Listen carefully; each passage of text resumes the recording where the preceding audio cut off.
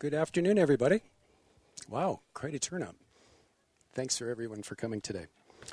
So welcome to the Planning and Natural Resources Committee of the Midpeninsula Regional Open Space District. I am Kurt Riffle, chair of the committee, and this meeting is now called to order. It is now 1:10 p.m.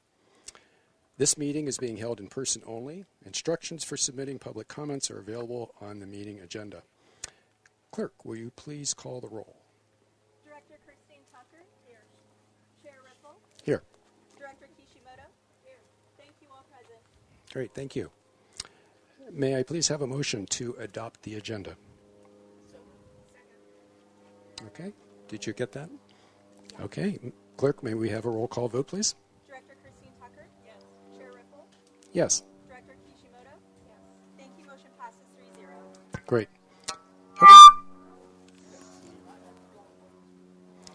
Okay, let's see. Let's go to oral communications. So, clerk, are there comments from members of the public on matters within the jurisdiction of the district, but not on the agenda today? We have no oral communications, Chair Riffle. Okay. Do you have a microphone over there or not? Yeah. You do? No, it's just hard to hear the clerk, so just, I guess at the appropriate time. Yeah, thanks. Okay. Okay, item number 1 for us is to approve the minutes of the April 15th, 2025 Planning and Natural Resources Committee meeting minutes. Clerk, do we have any public comments on this item? We have no public comments. Great, thank you. For the minutes? No public comments? No public comments. Okay, great. Then may I have a motion to approve the April 15th, 2025 minutes? I'll make that motion with one edit, and that's in the first sentence on community business. Your last name is misspelled, so I'd like to see that changed. And other than that, I'll make a motion to approve the minutes. Okay. Happy to second. Okay, we have a motion and a second. Clerk, may we have the roll call, please? Director Christine Tucker. Yes. Chair Riffle. Yes. Director Kishimoto. Yes. Thank you. Motion passes 3-0 with a minor edit to community business. Fantastic. You guys are efficient. Who said government can't be efficient when it needs to be? All right. On to the item at hand then is committee business item number 2, the Beatty Parking Area and Trail Connections Project at Sierra Azul Open Space Preserve. So we'll go ahead. Seth? I'm going to stand over here. All right, I'm going to stand here because at least I know here it doesn't, the speakers don't go off. Good afternoon, everybody. My name is Ana Ruiz. I'm the general manager for Midpen Open Space. We're gathered here today because there's been quite a bit of work that has happened over the last year plus regarding the Alma Bridge Newt Crossing project. And that project is tied to this one, the Beatty Parking and Trails Project. We started with Beatty first. And in the course of the early planning for that particular project, we became aware through citizen activists and naturalists that there is an issue on Alma Bridge Road related to newts and mortality of newts crossing from the uplands area down to Lexington Reservoir during the newt migration period, something that we weren't quite fully aware of, and we became much more aware and understood the gravity of it. And as I think many of you understand and know, we proceeded with a number of different partners and the citizen activists to proceed with a newt study to really understand the issue, because it was hard to grasp whether the mortality was an issue to the survivability of the population and what that meant. And so we did proceed with that, and that study was completed, and that did identify a real issue that we had to address. And so we proceeded to work with the county, because it is a county road, it's a public county right-of-way, to look at options and ideas for how to mitigate that issue, because that issue is bigger and broader than Beatty Parking and Trails project. That issue is about ongoing use of the roadway, which, as you all know, it's used on a daily basis, whether it's for the Lexington Quarry, whether it's for recreation, whether it's for home sites, businesses, etc.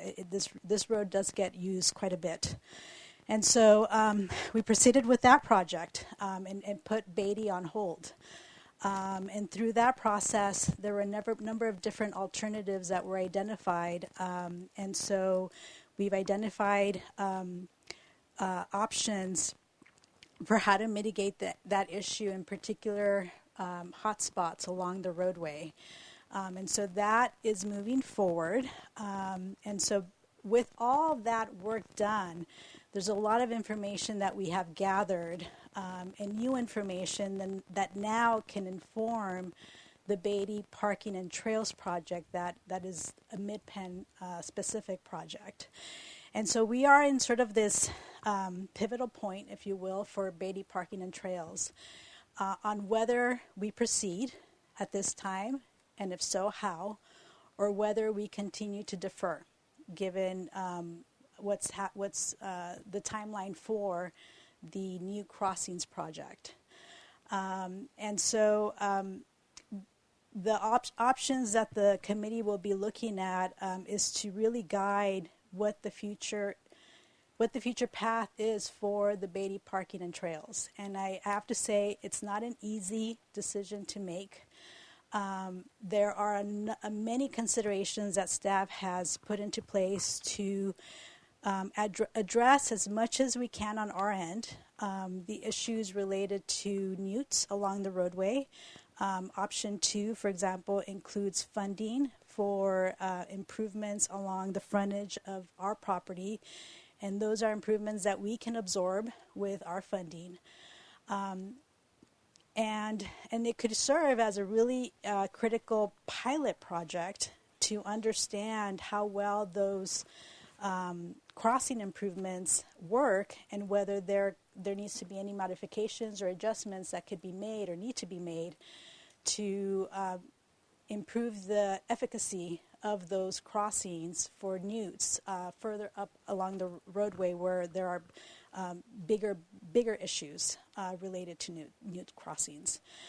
So there is that. And nonetheless, it is. I know the decision is a difficult one, because, unfortunately, I would love to come to you all and say, all the new crossing passage projects for all the zones are happening and moving forward, and we have a timeline-specific schedule, etc. But that is going to be an incredible lift. It is a county project, and we will try to support as much as we can, but it is an expensive proposition.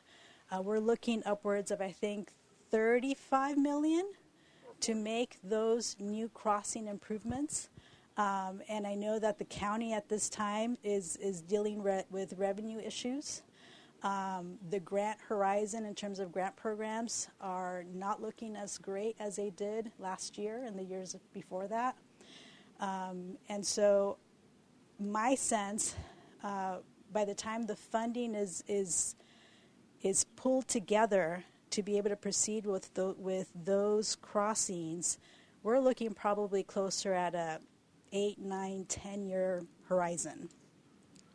So there is that to be considered as well. And so there's some difficult issues to try to understand and address as part of this decision-making process, which is why we're bringing forward all the facts that we have gathered and all the possible options that could be considered for Beatty Parking and Trails.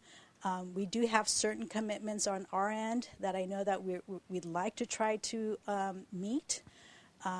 We have the trail commitment that we have in place with the county, and we have an extension for that already.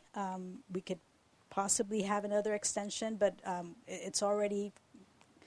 we've already extended it at least once, and so I know that that's a commitment that's still laying out there for us. The other big one is the parking area and opening this section of Sierra Azul Open Space Preserve to the public. That was a commitment that we made as part of Measure AA. We have funding in place that the voters approved and set aside for this work. And so it is our responsibility to try to meet that commitment. We have a certain window to make that commitment real and put it in place. But every year that goes by is one less year that we can work on fulfilling that commitment here. And so that is something that is also weighing on us, that we have those two outstanding commitments in place. And we have the newt issue that we're trying to address, which is why I know staff did their very best to incorporate as many protections as we can possibly incorporate into our project and into how we would manage use and how we would control use here at this site with the trail and the parking. But I know that it's not a perfect solution, but it is the best that we can put together for us at this time, given everything that that is facing the district. So anyway, it's again, I wish I could come to you and say, all these roadway improvements are in place and we have the funding all lined up, but that's not the reality. It's we're looking at least about a 10-year plus horizon for that work to be done, and so that's something to be thinking about as well. So with that said, I'm going to hand this over to staff, who will be going through all the details of the different options, the information that we've gathered to date that has fed into how we're looking at this site and the possibilities that might exist here. And what we're looking for is really committee guidance as to what recommendation we move forward to the board, because again, we're in this go, no-go state right now, given everything that we've collected to date, to decide whether or not we proceed, and if so, how, or whether we defer again. Yes. Just before, thank you, Anna, and we're really looking forward to the staff presentation. But just, could I get a show of hands of who might be thinking they may want to comment on this item? 1, 2, 3. Okay, all right, that's not too bad. So, clerk, how do you want them to fill out a card like we? Okay, so everybody know the drill, okay, and then you give it to the clerk and so on. Okay, so for those that haven't been to meetings like this before, so what will happen is the staff's going to make a presentation to all of us, and then we as board members get a chance to ask questions and clarify, and at that point then we'll open it up for public comment. So even though you didn't raise your hand, if you decide during the presentation that you would like to raise your hand, you can do that by just turning in a card. Just because looks like we have probably 8 or 9, we'll probably go to like a 2 or 3 minute. We'll just see how many we get. A limit on the just so that we have everybody have a chance to comment on this, and then it'll come back to us, and the committee will make a decision. And just to reemphasize something Anna just said, we are not making a decision today. We are making a recommendation today, which will go to the board, who then will make a decision on what we do. So I just want to clarify to people the kind of the process. So, Anna, do you want this back, or should I? Who do we go to? Okay. Great.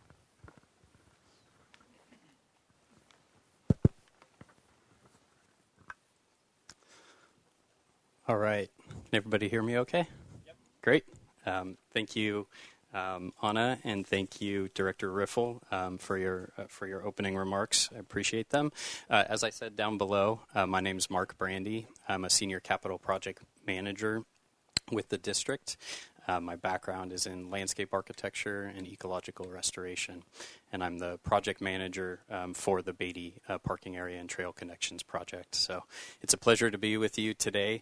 I promised that before, when we were staging this, before anyone arrived, all of these chairs were in the shade, and I'm sorry that is rapidly shifting on you, but feel free to move around as necessary to remain comfortable. We also have refreshments here if anybody needs them throughout the presentation.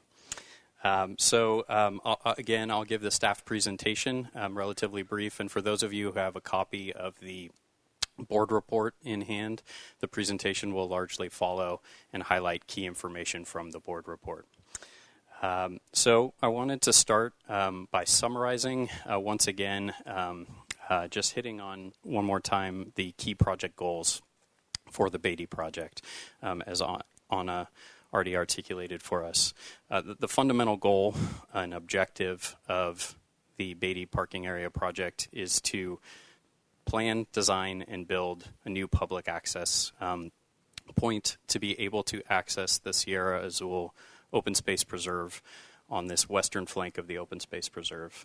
I'm sure many of you are familiar with the entirety of Sierra Azul Preserve. It essentially extends behind all of us today for thousands of acres to Mount Umunum and beyond.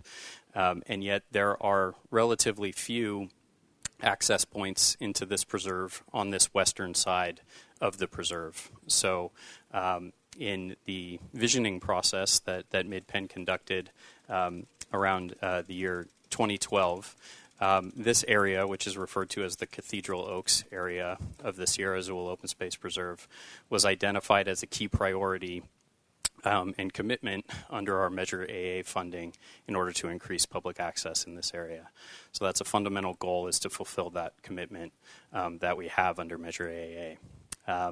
In addition, as Anna also mentioned, when we purchased the property, we did so with a financial contribution from the County of Santa Clara. The County of Santa Clara contributed to the purchase of the property in exchange for a commitment and obligation to the district under a conservation easement to build a new trail connection from where we are today up into the preserve to connect to the Priest Rock Trail, which I'm sure many of you are familiar with in the preserve, which then can connect up to greater distances within the preserve. So that's another commitment that the district has made, which we are attempting to fulfill through this project. And finally, as Anna mentioned, our third goal, which is always a goal for MidPen's work as we improve public access to any of our preserves, is to proceed with as much ecological sensitivity as we possibly can. And there is no greater sensitivity associated with this project than the issue of newt mortality along the adjacent Alma Bridge Road. So anything that we propose to move forward with would need to try to inherently connect those goals in order to be successful. So those are the goals of the project. I'll now briefly touch on, I'll take a quick step back and talk a little bit about the background and a little bit of the project history, and again, how we got here today. I'm going to enlist my coworker here, Aiden, who's going to hold up some boards for us. We had some wind before you showed up, and it was knocking over our easels, so we're going to have Aiden hold up the boards for us. So thank you, Aiden. Let's start with this one here, if we don't mind. Thank you. So this is an attachment to the board report, but this figure that we're looking at here essentially shows you where we're sitting right now. I think it's pretty obvious. You can look at the board, or you can simply look around as we describe the site. Oh, thank you. Thanks, Brian. I'll come out here too. Yeah. I got sunscreen on, so I think I'm okay. Again, this board is just an attempt to convey the overall setting of the project. Again, as we just described, we're on the western side of the Sierra Azul Preserve. We are also on the eastern side of the Lexington Reservoir, obviously. So much of the land surrounding the Beatty property is Lexington County Park, Lexington Reservoir County Park. That park, the land underlying the county park, the majority of, I believe, is owned actually by Valley Water and is leased to county parks for the Lexington Reservoir County Park. That includes the Miller Point parking lot that we all parked at today to walk up to the site. So other key features of the property, the Beatty property that we're standing on is approximately 57 acres, and this is the core of the existing site. As you can see, again, by looking around, you can see it's relatively gentle, sloping terrain as compared to many other locations in the Santa Cruz Mountains. So relatively gentle, sloping terrain with a few open level areas, such as the one that we're standing in now.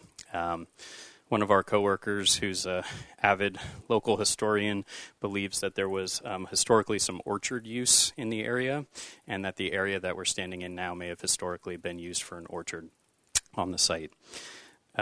Existing structures and infrastructure on the site are predominantly located down the hill from where we're standing right now. As you may be familiar with, there is what we call the Beatty House, which is the original homestead on the property, as well as some additional structures, a barn structure, and other associated infrastructure. So that pretty much paints the picture. There are existing access points to this property along Alma Bridge Road. There are 3 official Mid-Penn gates that you can use to reach the property that are located here along the roadway. There is also the 4th potential access point, which again is the trail alignment that we just walked up currently to get to the site. And that'll become a focal point of our discussion of the potential options for the project today. So that is the overall existing conditions of the site. And then Aiden, if you don't mind grabbing this board next. We'll just talk a little bit more about the existing resources on the property. So this additional graphic, again, part of the board report, shows kind of the clustering of existing cultural and biological resources on the property. And so what you can see from the distance that you're at likely may be limited to the fact that, again, the majority and clustering of both biological and cultural resources is predominantly located down the hill from where we are, in and adjacent to the immediate vicinity of the Beatty House. So that's represented by these variety of graphics on this side of the figure. Those, in terms of cultural resources, again, that's the house itself, which was considered to be potentially eligible for listing on the Register of Historic Structures. And the county since indicated that there's the potential that that entire complex be identified as a historic complex for the property. So that's considered a sensitive cultural resource area. And then you can also see that that's overlaid with a lot of the existing biological resources on the property. The 2 blue lines extending north and, or is that north and south? I think that's east and west actually. But those are unnamed jurisdictional drainages that flow through the property. So those are sensitive resources that require protection. The Beatty House itself has become over time habitat for roosting bats. So that's additional, as most old structures do. So that is a existing resource that needs to be protected as well. And then the red dots around the site are dusky-footed wood rat nests scattered throughout the property. So those are some existing constraints. But again, the kind of take-home here is that, again, those resources are clustered away from where we're currently standing and away from where we're currently contemplating the potential to move forward with the access improvements on the site. So thank you for that, Aiden. Just on cue, the wind knocked us over there. All right. And then I wanted to also say, thanks, Aiden. I'll call you up again in a second. Yeah. I wanted to say a bit more about the history of the project in brief. I'll be brief. But again, I think, as Anna alluded to, sorry, that was hard to say. As Anna alluded to, there are 2 parallel projects that are happening in this immediate vicinity. There is the Beatty Parking Area and Trail Connections Project, which we're talking about at the moment, and there's now the adjacent Alma Bridge Road Newt Passage Project. So in terms of the history, the kind of interwoven history of those 2 projects, again, the Beatty property that we are all on today was purchased by Midpenn in 2008 as an addition to the Sierra Azul Open Space Preserve. Again, in that visioning process that I described starting in 2012, this area of the preserve was identified as a priority for public access. And so beginning in 2019, the district initiated some initial planning work for the property in contemplation of those potential improvements. So those included some initial technical studies that were done on the site to better understand the existing resources, which we just described on the property, as well as some initial conceptual design work that was done for the property. Most of that conceptual design, again, initially it was focused down near the Beatty House and trying to fit in the public access improvements in and around those resources. So again, that's a fundamental shift that we'll describe in more detail today.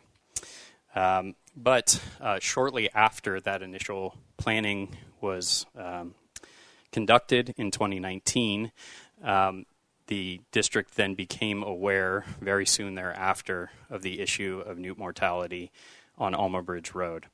So in 2020, there was a series of P&R committee meetings as well as a board meeting where ultimately it was determined that there was a need to defer the Beatty parking area project to better understand the newt mortality issue.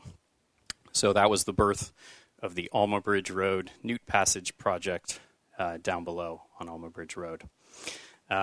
So that project began in 2021, as I'm sure the vast majority of you are familiar with. That began in 2021 with a detailed study of newt mortality on the road to better understand the magnitude of the issue. Data, I believe, had been starting to be collected well before that, but that was the official study was in 2021.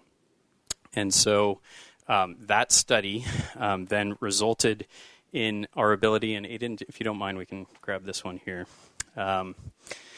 That further documented, again, the magnitude of the issue of newt mortality on Alma Bridge Road. And a key figure that came out of that study was the color coding along the roadway that you see here. That color coding corresponds to hotspots of newt mortality along the road, which were identified as the key areas where there was newt mortality due to the higher numbers of newts that were attempting to cross the road on their annual migration down to the Lexington Reservoir in the winter months.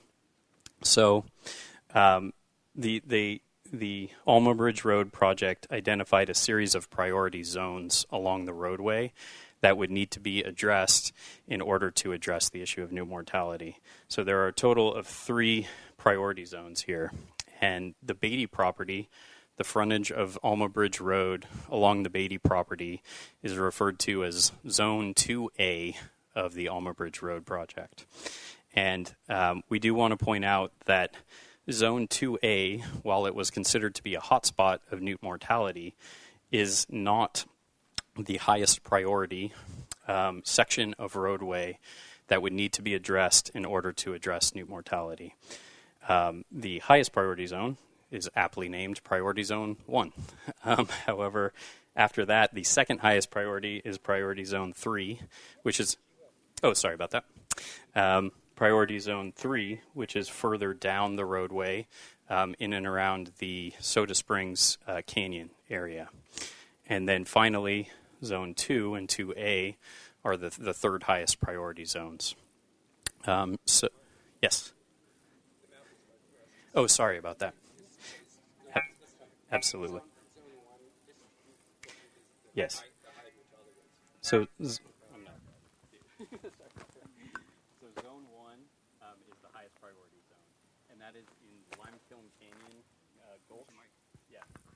Limekiln Canyon Gulch is priority zone number 1. So that's that big dogleg turn that we all took to get here today.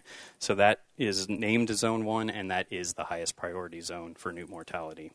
The second highest priority zone, a bit confusing, is Zone 3 of the roadway project. And finally, the third highest priority zone is Zone 2 and 2A, and that is the section of the roadway that is immediately adjacent to the Beatty property where we are today. Yep, absolutely. Yes? So these ephemeral streams that are... There you go.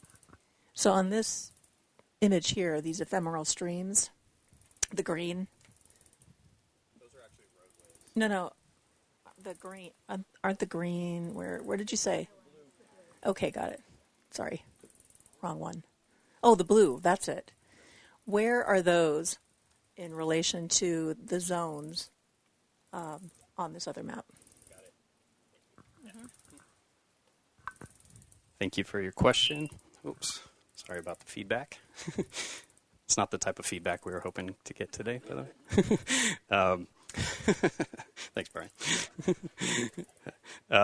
So those jurisdictional drainages that we're referring to on this figure here, they would be right in the middle of this priority zone 2A as well. It's difficult to see at this scale, but the Miller Point lot where we parked is right here along the reservoir, and then those jurisdictional drainages are just behind us right here, the first of which is down in this canyon just down below.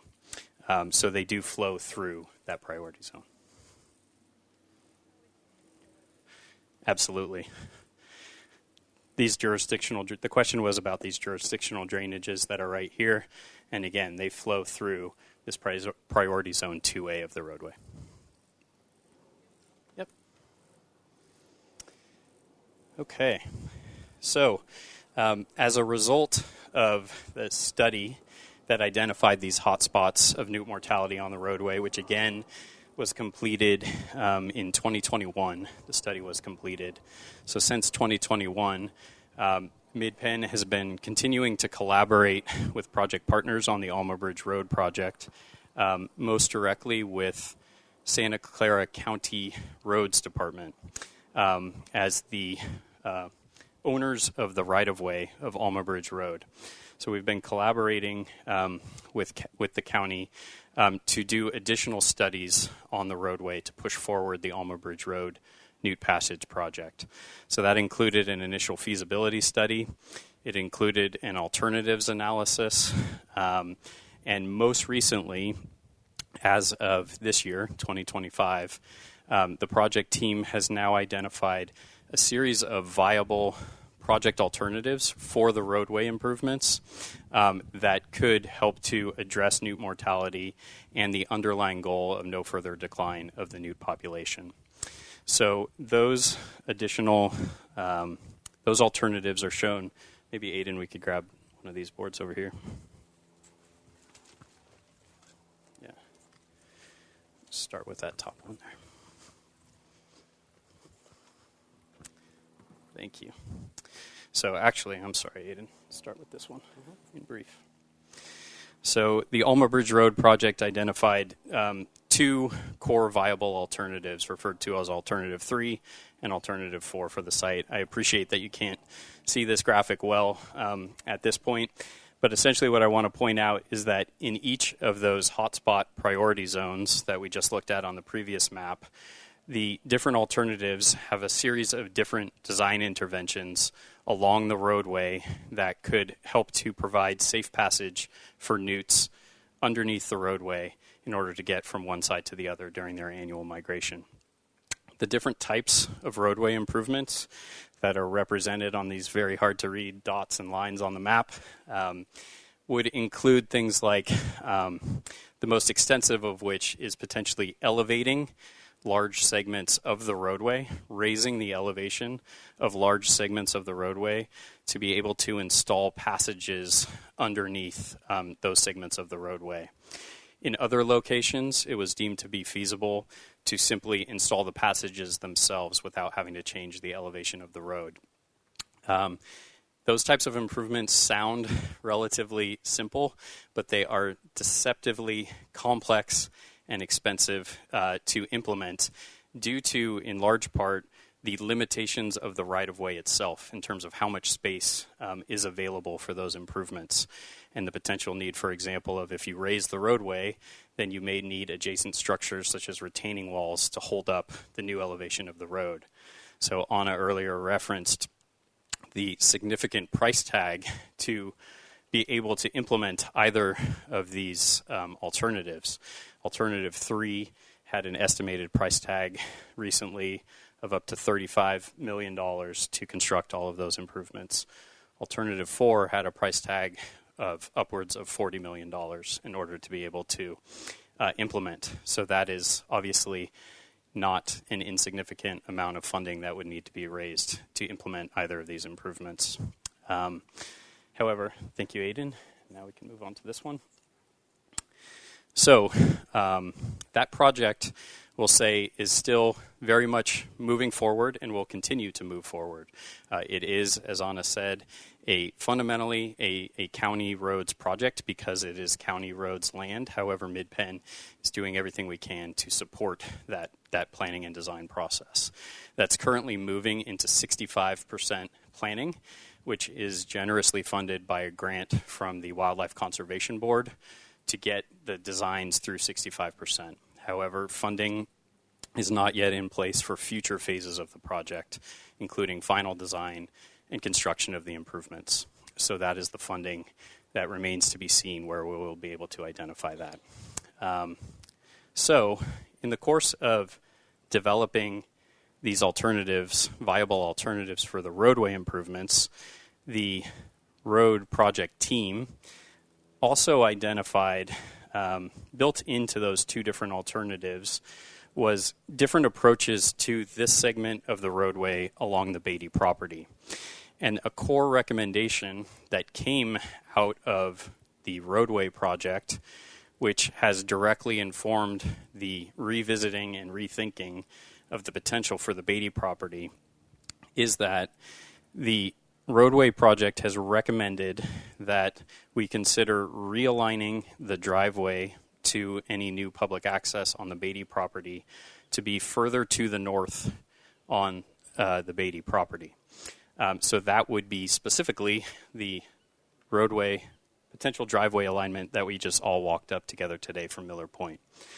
By shifting, it sounds like a relatively small shift to shift from existing gates down here to the south to that driveway to the north. However, in that incremental shift, what that does is it reduces the amount of vehicle miles, cumulative vehicle miles that would need to be traveled in order to reach the Beatty property.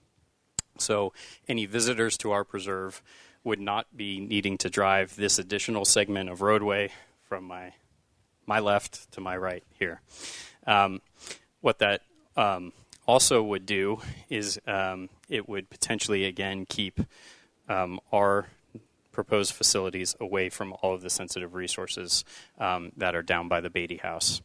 So we have taken this recommendation directly into account as we have now considered the rescoping of the Beatty project.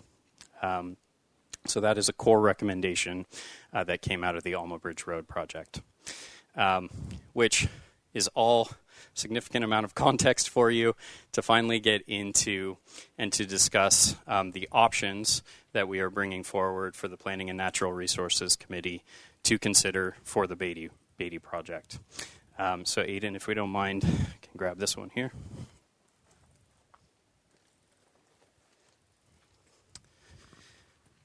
So as outlined in the board report, we are putting forward three potential options for consideration in terms of how we could potentially move forward with the Beatty project in recognition of and in parallel with and in conjunction with the roadway improvements, not at the expense of the roadway improvements, but on a parallel track to the roadway improvements.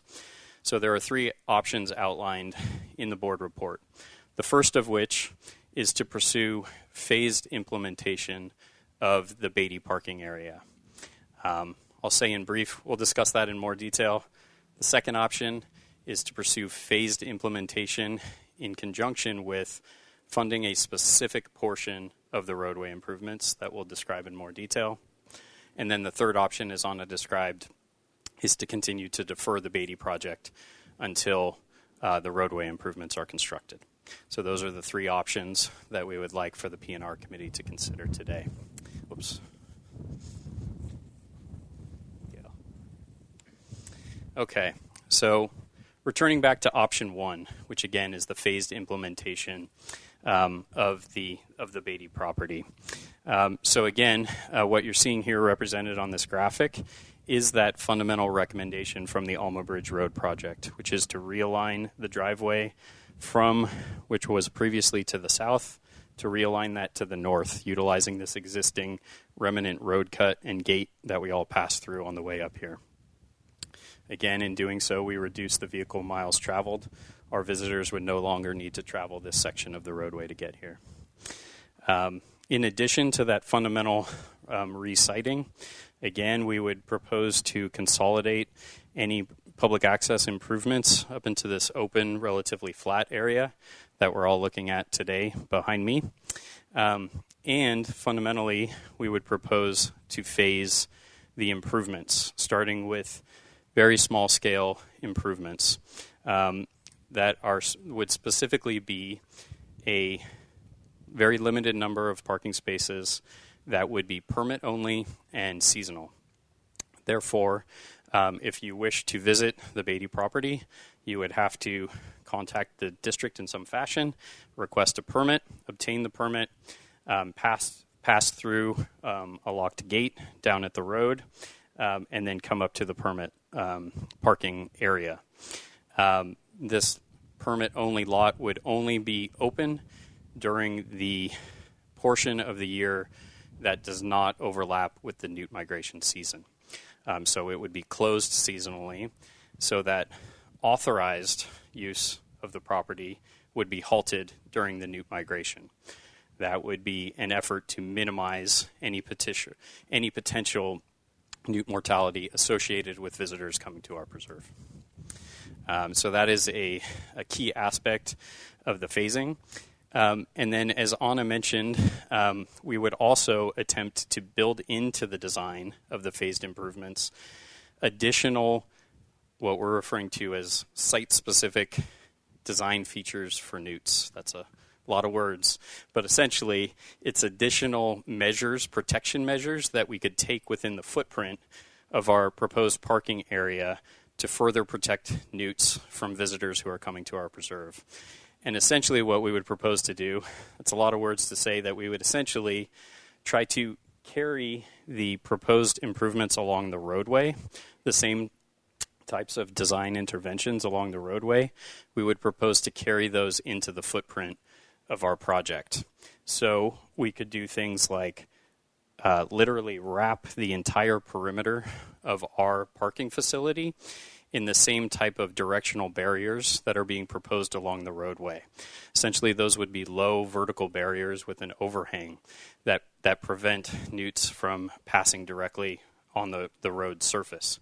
So we would propose to do that along the driveway that we would be installing from the roadway up into the meadow area. We would then, that directional fencing is then used in conjunction with a series of additional newt passages that would be installed along the driveway in order to direct newts to safe passage through the footprint of our project down to the roadway, and then moving through passages that are installed in the future for the roadway improvements. So it's an attempt to tie the two projects together through direct design intervention on both sites. We also then have depicted that there is the potential, again, what you're seeing in bold colors here on the map, that would be phase one. And that would be as far under option 1 or 2 that the district would go with the proposed improvements until the remainder of the roadway improvements along the rest of Alma Bridge Road are completed. So a hypothetical phase 2 of the Beatty property would not occur until the roadway improvements are built and potentially monitored for effectiveness to make sure that they're working well to protect the new population. Therefore, once those roadway improvements are installed in all of the hot spots that we looked at on the previous map, hypothetically, then we could contemplate proceeding with phase 2 improvements, which, as you can potentially imagine, based upon the amount of space that's available in this area, we could potentially incrementally increase parking capacity for additional visitors on the site. If the newt passage improvements are functioning as intended, we could also consider being able to open up that larger facility to all-season access in the future. But again, if and only if the roadway is constructed and is successful. So that is kind of, yes? Excuse me, everybody. Sorry. Okay. Well, thank you so much for your presentation so far, and of course all the work that the community has done, of course, on this as well as our partners. So I do have some basic questions. I mean, as we're looking at this option one, is I'm thinking back to I think Director Christian Tucker and I were on the original P&R committee that recommended deferral 2 or 3 years ago, and as part of that, we looked at the Miller parking lot and said, well, why can't we just use that? But in a way, aren't we going back to that? And if so, I mean, there's a very, various 2 or 3 parts to my question, I guess. But if so, I mean, why not just use the Miller parking lot and just build that trail? And I guess another part of the question is, are you proposing that not just the parking, but the trail would also be open only during certain parts of the year? So, yes, I mean, so you're already recommending that connection for cars. Why not for hikers? Press the button for a little bit. How about now? Great. Thank you very much for the questions. I appreciate them. I'll attempt to answer each part. The first part to your question regarding the use of Miller Point Lot, we are not in this scenario proposing to use the Miller Point Lot for access to our preserve. This would be a separate driveway immediately across from the Miller Point Lot. Right. And so the answer to why not, which is detailed in an attachment to the board report, is we did revisit conversations with county parks specifically about whether or not visitors to our preserve could potentially simply park at the Miller Point Lot to utilize our site. However, for several reasons, that was deemed to be infeasible by county parks. For some specific reasons? Correct. So one of the reasons... Correct. Director Kishimoto was saying that one of the core reasons that was deemed to be infeasible by county parks is specifically because county parks does occasionally and has plans to permanently charge for parking at the Miller Point Lot. None of us were charged to park there today, but that is an existing policy and is something that they intend to be enforcing more in the future, specifically to address some unfortunate budget shortfalls at county parks. So they have a fundamental need to be able to do so. So there's that reason. The second reason that I alluded to earlier is that county parks does not own the land underlying Miller Point parking lot. The land is owned by Valley Water. And so in order to introduce a new use to their agreement on that lease, they would have to renegotiate their lease with Valley Water. They did not have an interest in doing so, so that option has been deemed to be infeasible at this point. Thank you. Yes, I remember that discussion about the charging, but as you know, we do have an agreement with the county about the Rancho San Antonio, for example. Mm-hmm. And if we were going to spend X millions of dollars building out this parking, I would think that we could enter into some kind of arrangement with the county, especially since it's relatively lightly used. So, so it seems like those are overcomable obstacles to. Yeah, well, I think it's, I mean, it's, I think Valley Water could be, I think they would be open to discussion, so. Okay, but anyways, we can talk about that. Yeah, I appreciate that. Thank you. Happy to discuss that more.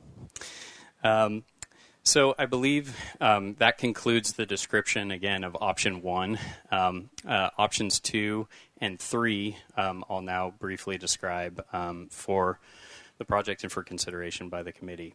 Option Mark, 2. Before you go on, Directors Christian Tuck, did you have any questions on option 1? Just so, okay, is that it? Okay, great, thanks. Great.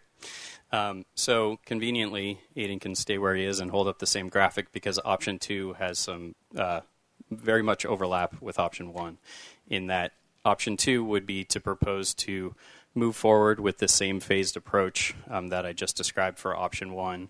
However, again, to then add to the recommendation to also potentially fund a specific portion of the roadway improvements associated and in conjunction with moving forward with the Beatty property. Obviously, as we've discussed or stated multiple times today, the overall price tag for the roadway improvements is unfortunately very significant. However, there is a specific limited portion of the roadway improvements that could hypothetically be feasible for Midpen to fund in association with this project, and that is the roadway improvements immediately adjacent to the property here along this segment of Alma Bridge Road. And that is, again, referred to as Zone 2A of the Alma Bridge Road project. Again, we want to state and be very clear that that is not, we appreciate that that is not the highest priority zone for the project. However, the potential advantage of doing that and the potential justification for doing that would be that it would provide us with an opportunity to get a portion, a small portion albeit, of the roadway improvements done sooner than later so that we could start to monitor those improvements and see how effective they are.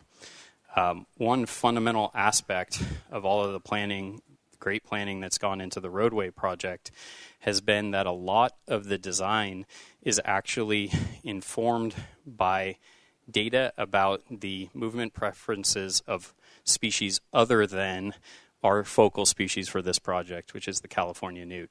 There was a lack of significant data about movement of newts and passage preferences available to the design team specific to California newts. So, hypothetically, if we were to move forward with option 2, it could be thought of as a bit of a pilot project or study where we could see how newts are interacting with the roadway improvements on this section of road, whether or not they're proving to be effective, whether or not there are things that could be adjusted in the remainder of the roadway, which is significantly more expensive before they are built rather than after. So that could be things like the sizing and dimensions of the passages themselves, or it could be the spacing of the passages along the roadway, that a pilot study could actually help to inform that final design. The last thing we would want to do is spend $40 million on roadway improvements and find that they're not as effective as they could be if they were informed by species-specific data. So that is an opportunity that could be contemplated under option 2. And again, it's an opportunity to more directly move forward with both projects in parallel with each other. So that's option 2. I'll pause there. Any questions for...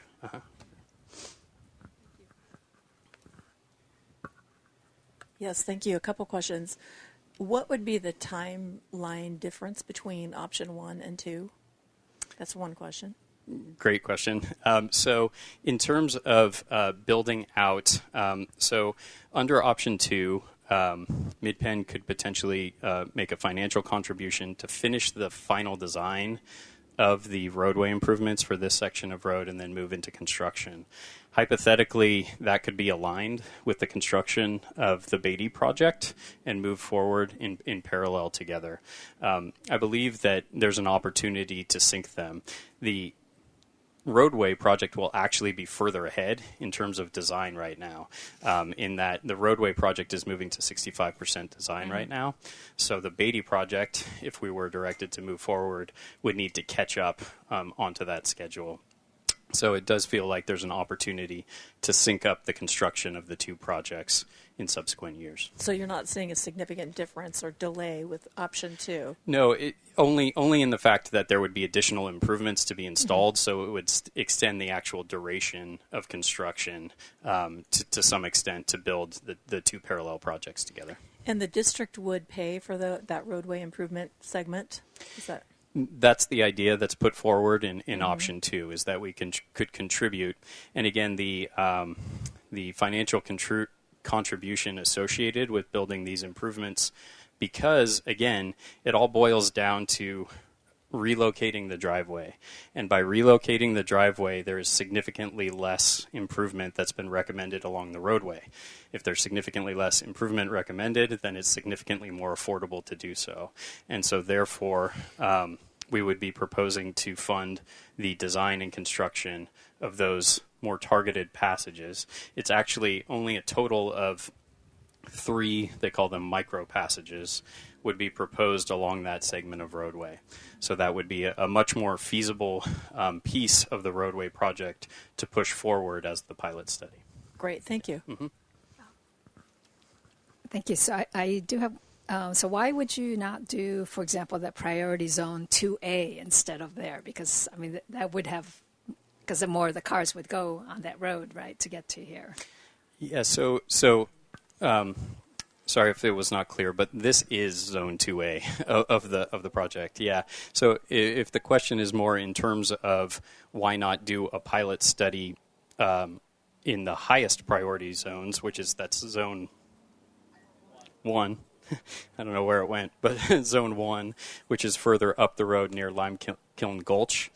That could hypothetically be contemplated. However, it would potentially be more complicated because of the extent and nature of those roadway improvements. It wouldn't be as fundamentally feasible to take a small portion of the roadway improvements as it is along this frontage of the road.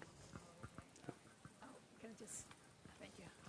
It's so I see that on the map. So it's but you're talking about the section that people would come on the way. So Correct. It's like the little red zones. Correct. If you look at Exactly. Those. Yeah. So that would be, again, this is priority zone 1, Right, and that's right. Lime Kiln Gulch, that dog leg there. Okay. So yes, so hypothetically. Okay. Thank you. Mm-hmm.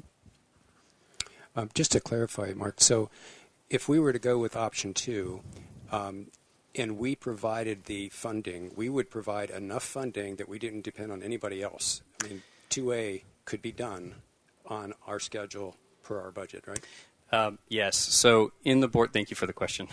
In the report, we referenced the fact that the estimate that we had at the time for the roadway improvements in Zone 2A was between $500,000 and $650,000 is what's quoted in the board report. After the board report was published, we got an updated cost estimate from our consultants And on it the didn't roadway. go down. It did not go down.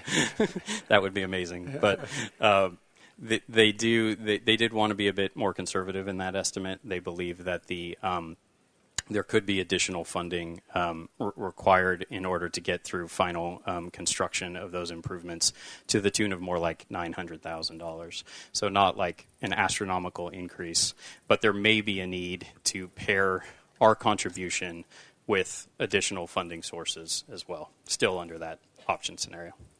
Okay. And then just to follow up on Director Christine Tucker's question about timing. So on, I guess, the last page of the board report, there's a timeline. I guess that's for option 2? That's correct. So the timeline referenced in the board report is if option 1 or 2 Right. is selected to move forward. Okay. Yeah. And this is saying that if we were to go forward with that, we would not have an open parking lot and trail until FY30. That would be the end of construction if construction was to take multiple seasons. We do estimate, and I think it's implied, those are fiscal years in that calendar, but Yep. we believe that in terms of calendar years, we'd likely to be able to target construction of the Beatty improvements in 2028, 2029, calendar year. Okay. So we're still 5 years out. 4 or yeah, 5 years out. Yeah, 3 to 4. Okay, fine.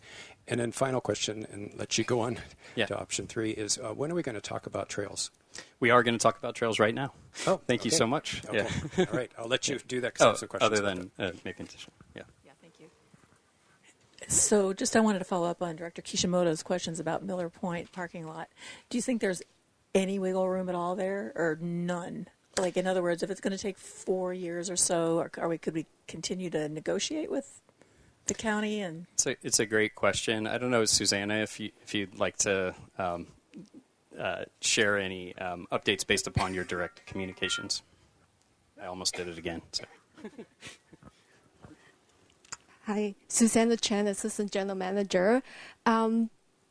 We posed the questions to the county reasonee, and those are the two reasons that they provided to us for not being able to partner with us at this time, March or this year. Subsequently, we actually asked for a follow-up question, knowing that they have some budget constraints. Mm-hmm. And collecting fees is important to them at this time. So we asked the question about what if they can continue to collect fees? Can we still consider that partnership opportunity? The response we got is that they still feel that it's going to be really challenging to renegotiate the agreement with Valley Water and at this time. And also, there's other constraints that they need to further consider. They need a little bit more time to evaluate that possibility. So I think that it's not an absolute no, and there's some opportunity that we can continue the conversation with them. But at this time, it's not a very feasible option for them to consider. Okay, good. I'm glad the door's not completely slammed. Okay. Any other questions on option 1 or 2 before we move into the trail components of the project? If not, I'd like to invite Brian Apple on our land and facilities staff. Brian is a capital projects field manager. I think I got it right. Yeah, thank you. Take it away. Hi, everyone. Good afternoon. As Mark mentioned, Brian Apple, capital projects field manager. And I'll just talk briefly about the trails component of the project. So, as you can see from the map provided here, back at originally part of the project, we had the alignment that's shown with this kind of gray backing here. This was originally proposed during kind of 2019, 2020, prior to the project deferral. So we did a lot of detailed scouting and identified that this is a feasible route here. This alignment was about 1.3 miles in total. However, due to the deferral of the project, it gave us a little bit more opportunity to receive additional feedback from the public on other projects and kind of further refine our trail alignment. Additionally, you can see that the alignment kind of passes through multiple jurisdictions, right? So you can see kind of this more olive green color. This is Midpen land, and then we have County Park land that's actually owned by Valley Water, and then we also have San Jose Water land. We do have a trail easement on the San Jose Water parcels, and that has allowed us a little bit more flexibility in the layout of our trail. So the segment that we're now proposing that would link the parking area up to Priest Rock is about 2 miles, and it gets you much further into the preserve. And those of you who use Priest Rock relatively regularly, you know there's some steep sections.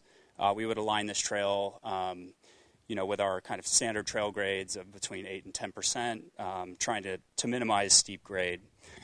You can see here in the original alignment where the trail climbs up, you can see a series of kind of switches and climbing turns. That's because we have a lot of kind of intervening drainages that kind of run down the face of this area. So trying to minimize impacts to jurisdictional drainage areas and provide for that sustainable trail alignment.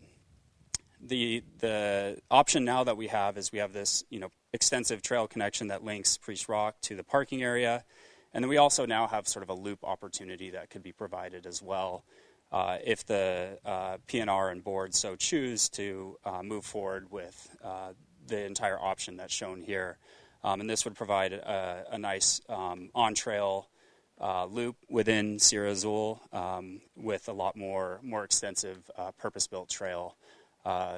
The way we would design this trail is for multi-use, so mountain biking, hiking, and equestrian usage. And again, we try to minimize sort of impacts on sensitive habitats. We've done a lot of technical studies on the original proposed alignment, and if the board were to approve this and move this forward, we would do those subsequent technical studies to evaluate the entirety of the trail. It provides great views looking out towards Lexington and the Santa Cruz Mountains and the South Bay. And it goes through a variety of habitats, so oak woodland, some grassland, chaparral, some kind of open areas. And the topography really allows for some nice kind of flowing trail that would be really enjoyable from a user experience standpoint. And again, we would strive to minimize impact on natural resources through the final layout, through the further refinement of this trail alignment. And I'm happy to answer any questions on the trail if there's any that come up. Yeah, I have a question. Are you also going to talk about the shorter loop option? Sure. Yeah. Yep. So the again the original proposed alignment is shown with this gray backing here. Yeah. And the original alignment connects you only about a quarter of a mile up Priest Rock. Right. And so with this additional connector here, this would allow for the use of the existing Priest Rock trail if we were to implement both segments to provide for a loop within the preserve without getting on the roadway. Yeah, I think that's really attractive, actually, is to have that. So my question is, so I was out hiking in newt country and saw a lot of newts on the trail. In fact, there was so many newts that I had trouble walking, and I was just thinking, oh my gosh, if I were on a bike or on my horse, it wouldn't have been good. And that was on the trail. So are we going to have the same issue since this is newt country with the time of year that we're going to have challenges on the trail? I'll turn this over to Brian Malone, our Assistant General Manager. Yep. Thank you for the introduction. So newt migrations are kind of throughout all of district lands. And so this is an issue that, is kind of throughout all district lands. I remember doing early morning runs in Skyline Ridge and seeing 100 newts on the run, including a lot of interesting rings while they were all trying to eat a worm. Now, fortunately, most of that activity doesn't line up with our heaviest times for bicycle and horse use.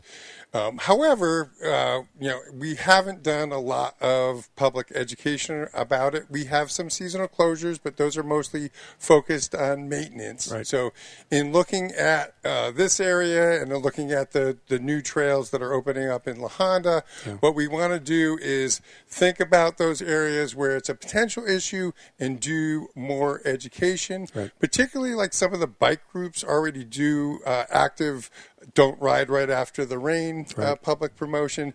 And that would be very helpful for newts as well, so we can include that messaging. Not only don't disturb the trail tread, but protect the newts.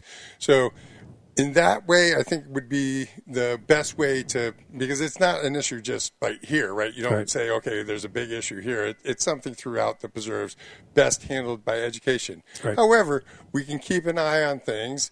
Over the years, very few, just not anything recorded, but just what we've seen. It does happen that you see a newt or a lizard run over by a bike, but it's not very frequent. Certainly not anything of the level of what we're seeing on Alma Bridge Road, which has a potential to affect population level. So I think monitoring, and then if you saw a lot of it, then you might look at having seasonal closures. Like one of the areas where I've seen newts run over is on the Whittemore Gulch Trail. Nice kind of flowy single track and with a lot of newts. And that does have a seasonal closure for maintenance use, but that's something you could also just use for newts if there was an issue. Got it. Thank you, Brian. My second question is, gosh, I find that whenever we build trails, people actually come out and use them. And so if we were to build those trails but not open the parking lot, would people still drive and say, okay, I'm going to park at Miller Point, I'll pay my $6 or whatever, and just walk across the road and use the trail? I don't need a permit. All right, so the one department we don't have represented here is Visitor Services, right? Our rangers and enforcement. But you can speak for them. Yes, I can speak for them. So we're well practiced in seasonal closures. So we would be, if we had the parking lot closed, we would have a seasonal closure on the trail as well. I see. We would have closure gates up at the top, the two potential closures. I will say, because people are habit-based animals, right? Our seasonal closures are perhaps the most difficult to enforce, but we are effective in enforcing it and then keep getting people to follow the seasonal closures. Again, education, particularly combined with the Protect the Newts message, I think might be even more effective than the enforcement. But we'll have signing and enforcement. This closure will actually be a little bit easier because we'll actually have a closed physical barrier if we do it, whereas all our current closures, it's a little bit just psychological. There's clear signing there, but we have to maintain ADA access for people walking in. So there's no physical block where here, you'd either have to jump it with your horse or climb over it with your bike. Okay, thank you. Any other? All right, I had a question about the new crossings on the trails as well. And with regard to the seasonal closures, I see a lot of Newt Patrol folks here. And when I think about educational opportunities, could we partner with Newt Patrol around those seasonal closures and,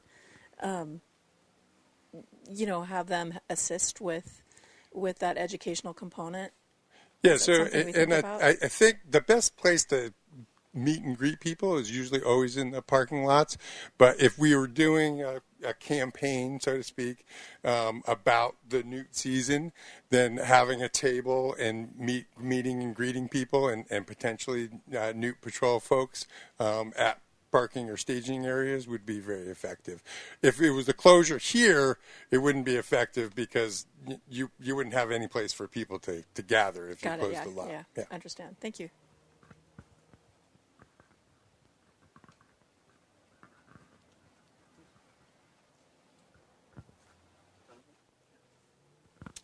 Great. Thank you, Brian and Brian. Appreciate that. What do we still have up there, Aiden? I think we're good on that one. Thanks. We are now to the third and final option that is presented in the board report for P&R consideration, and that would be the continued deferral of the project. Again, we've spent some time discussing options 1 and 2, the potential to phase the project or to phase the project in conjunction with a portion of the roadway project. The third and final option being to continue to defer the Beatty project until the some or all of the Alma Bridge Road Newt Passage project is implemented. That would obviously continue to prioritize newt, addressing the newt mortality issue. However, as outlined in the report, there are a number of implications to potentially choosing to do so. The first of which is that the timeline, as we've discussed, for implementation of the roadway improvements is indefinite. So then we would potentially be subject to an indefinite deferral of the Beatty project. We obviously would want to move forward with the roadway improvements as rapidly as we can, but for the reasons that we discussed, specifically the funding reason, that will take potentially a lot of work to get there in terms of raising the capital that would be required for the roadway improvements.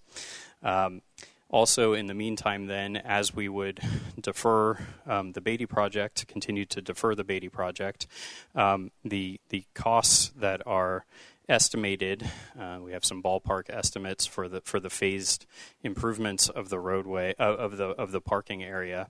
Our current estimate for these improvements in both phases of the parking area project would be approximately $3 million.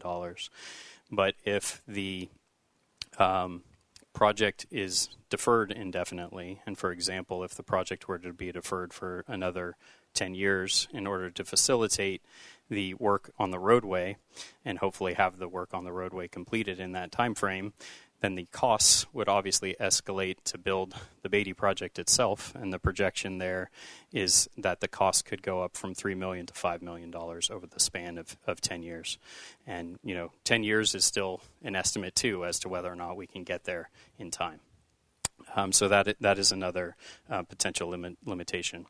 There's also then, again, going back to where we started, there is the limitation of our other obligations associated with building the Beatty property, namely our commitment under Measure AA to improve public access in this area.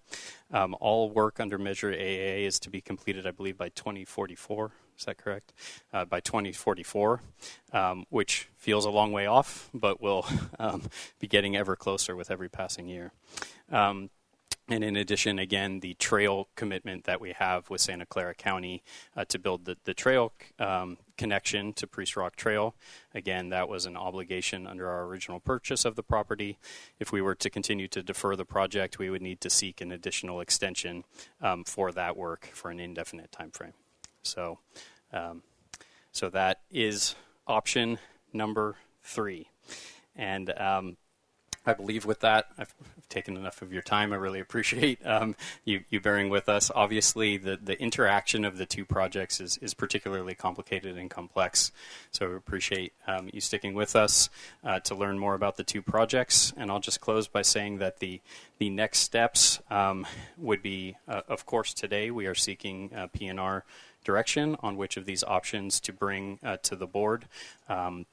Depending upon which option is recommended to move to the board, we would then prepare for that meeting in the coming months. So with that, thank you all, and happy to answer any questions from the committee. Great. Yeah. Thank you so much, Mark and staff, for doing such a great job and just getting us out here. This is fantastic. So other questions from the committee, and then we're going to go to public comments. So who would like to go first? I've got a bunch, but as usual. You're good? You're good? Okay. All right.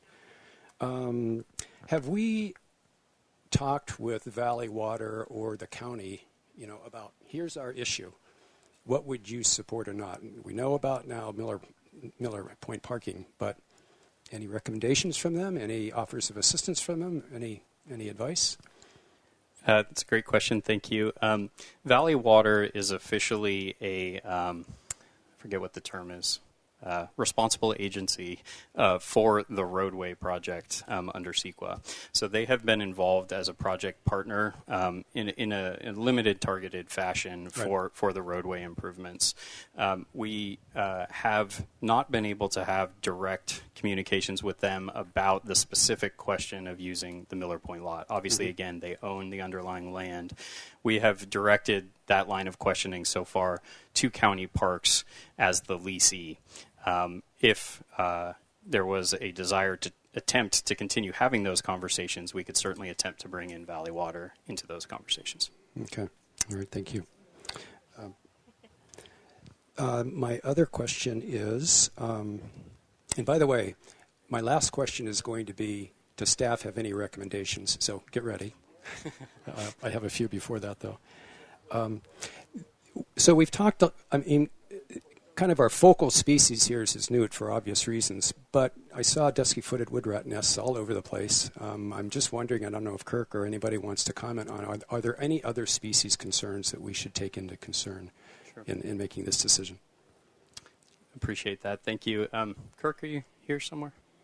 There he is. Yeah. Would you like to? Thank you, Director Riffle. The other species we've been concerned with have been the bats' usage of the structures, and certainly having the staging area over on this side of the property is a good thing in terms of proximity to the structures and is keeping us away. Other species, there are some incidental reports with red-legged frogs around here, but there's nothing really. There's bald eagles around the area and some other bird species that are here, but nothing that would be directly impacted by this project. Certainly nothing on the scale of what we're seeing with California newts. Okay, so we can move the wood rat nests and not have a problem. They're fairly ubiquitous throughout the Santa Cruz Mountains. We encounter them on every project, and yeah. Okay. Thank you, Kirk. My next question is, obviously, I think what is on everybody's mind is how much more traffic will opening this, even on a permit basis, mean? In other words, how much more newt mortality would there be if, that's the core question that we have. Has anybody taken an estimate of that? To say, we're going to improve 2A, we're going to move but we still have that code red section up there that people are still going to be driving through. Actually, whether we build it or not, but if we put trails in and so on, I could see maybe some more attention to this area. Has there been any thought about that? No additional studies have yet been conducted specific to that question. However, I will say that we were very specific in our language in the report, which is to try to convey that we do believe that the phased approach associated with options 1 and option 2, what it can essentially do is it can halt, I think I said these same words again earlier, but halt authorized use of our preserve during authorized use of our preserve, and it can consolidate that into the remainder of the year that does not overlap with the newt migration. Right. There will always be the potential for unauthorized use, both of parking areas or trails. I mean, not the parking area, in that by design we would be proposing to have a locked gate structure. But in terms of the potential for unauthorized use of the trails themselves, that is a component that we have not yet studied yet. You know, as Brian and Brian alluded to, there could be further discussions about the potential for seasonal closures and raising awareness of the issue. Right. But I do think there's always the potential for that may be somewhat beyond the district's control. Good. Okay. And my last question is the one that I alluded to. Sometimes staff makes it easy on us and says, hey, of the 3 options, here's what we recommend. I noticed you didn't do that. Yes, the structure of the report is definitely just to simply present options.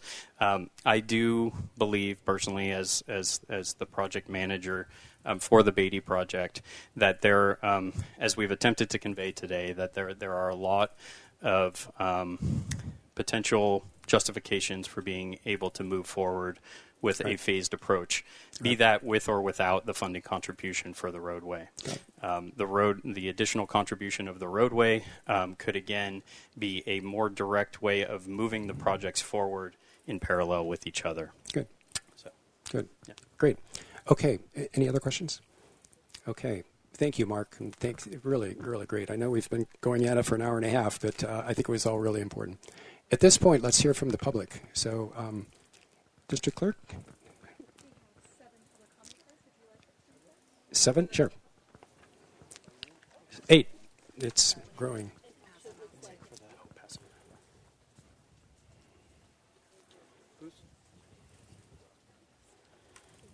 Okay. 8. Yeah, 9, I know.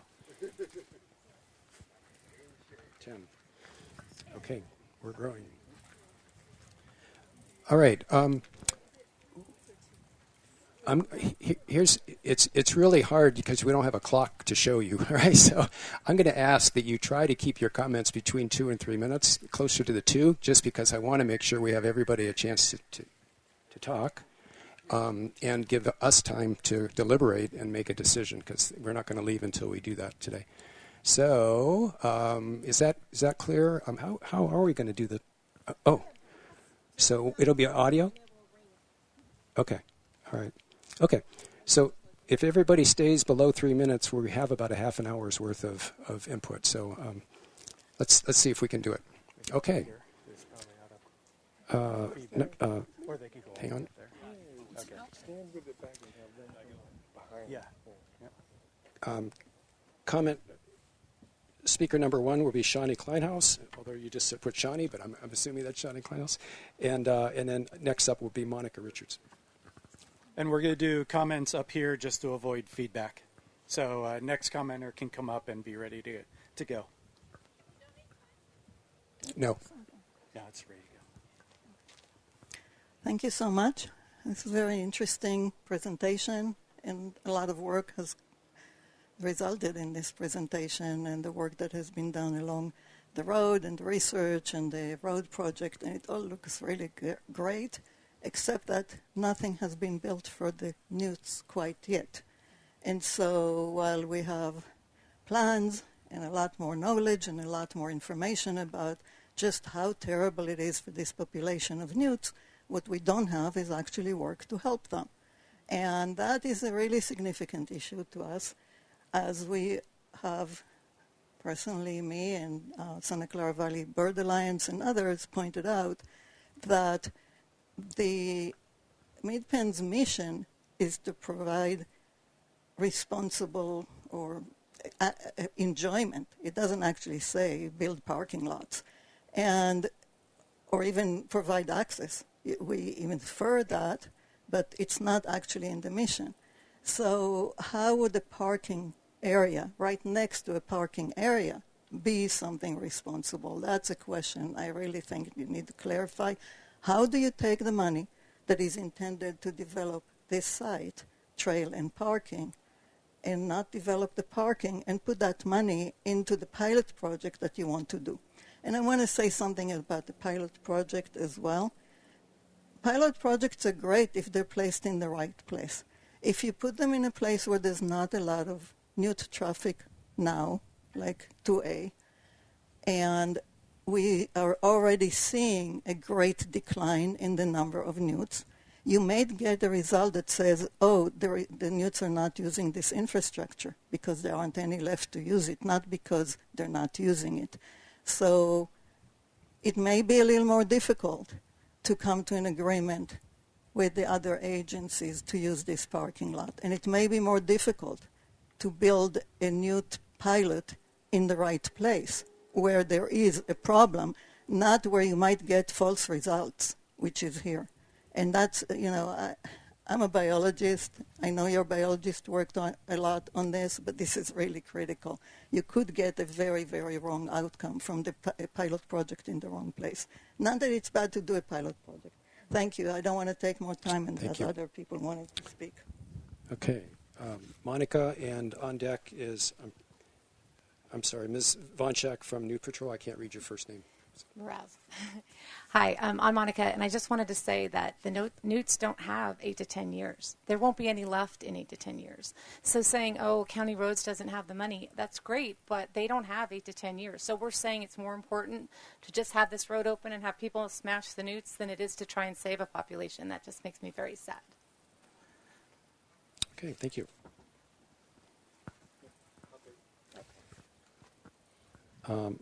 Molly Sandomir on deck.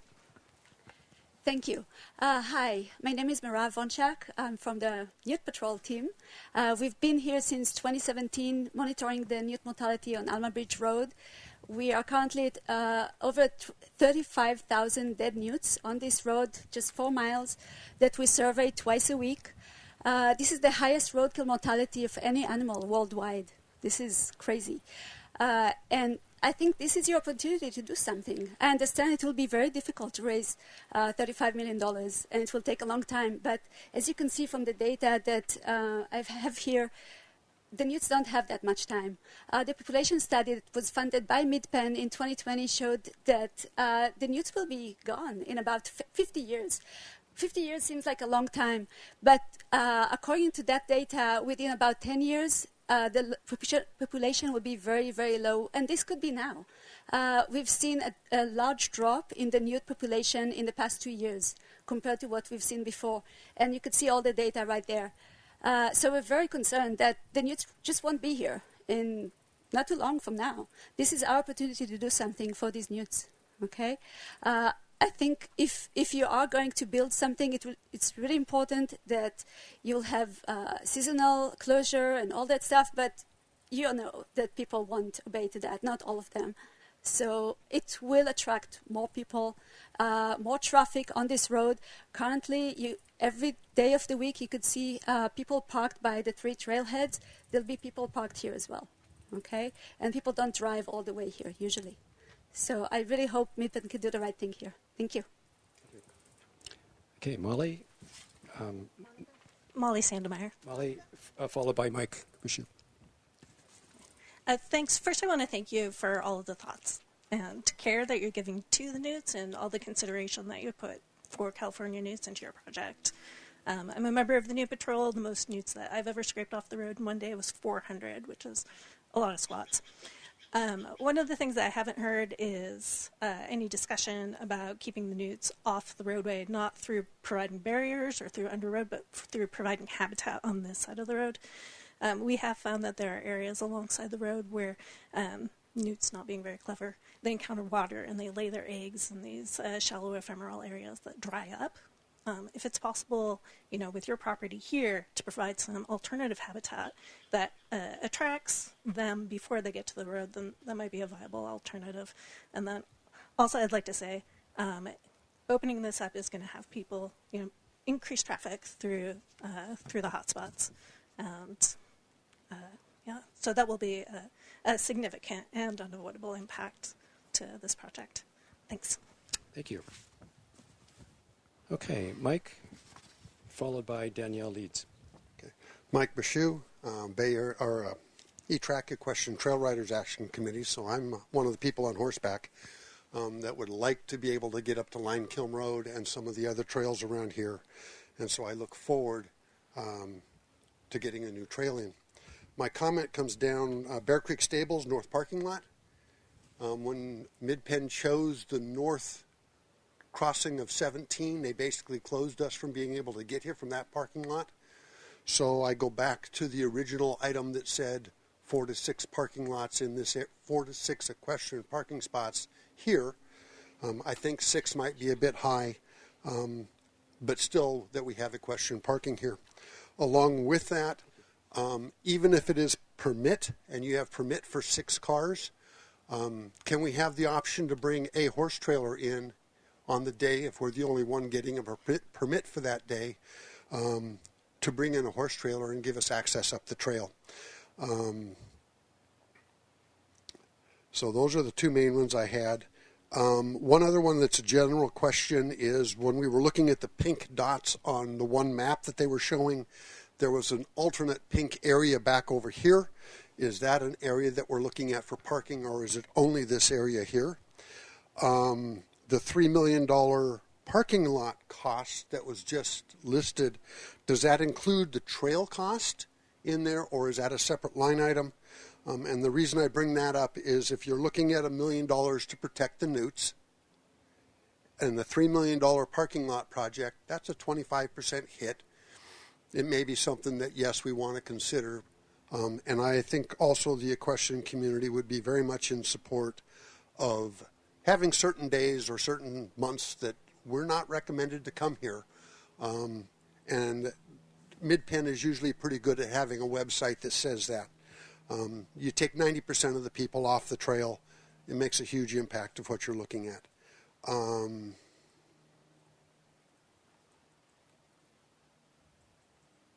And I think at that point I stop. Thank you. Please look at option 1 or option 2 as our recommendation. All right. Thank you, Mike. Danielle, followed by Ed D.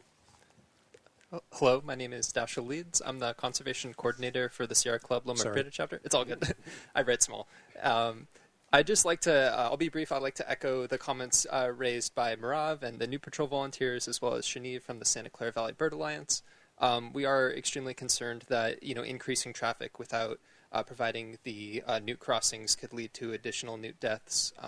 If you are considering building something, I think following Shaniv's recommendation of putting the pilot project in the highest impact newt area, so I believe that's priority area 1, would be preferred, but we just are, extremely concerned with the potential for increased impacts to the newt populations here and would like to see action on the newt crossings accelerated and to be completed as soon as possible. Thank you.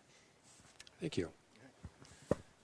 Ed, followed by Miss Rostow. I'm sorry, I can't read your first name. All right. Thank you, directors, for being out here today. Very impressed with the amount of work, dedication that has gone into this project. I'm a member of the Silicon Valley Mountain Bikers on the executive team, so I'm one of the folks that would be on bikes with our friends on horses and our friends hiking. I'm also a 50-plus year Santa Cruz Mountain resident, and I spend 2 to 3 days a week in Lexington Reservoir bass fishing. I'm also a bass fisherman. I'm a lot of things. I'm also an equestrian. I'm everything. So like you all, we'd love to see the park open sooner as opposed to later. I would love to see, I guess, more information on the newt study I'd like to look at. But generally, I'm up here just to support option 1.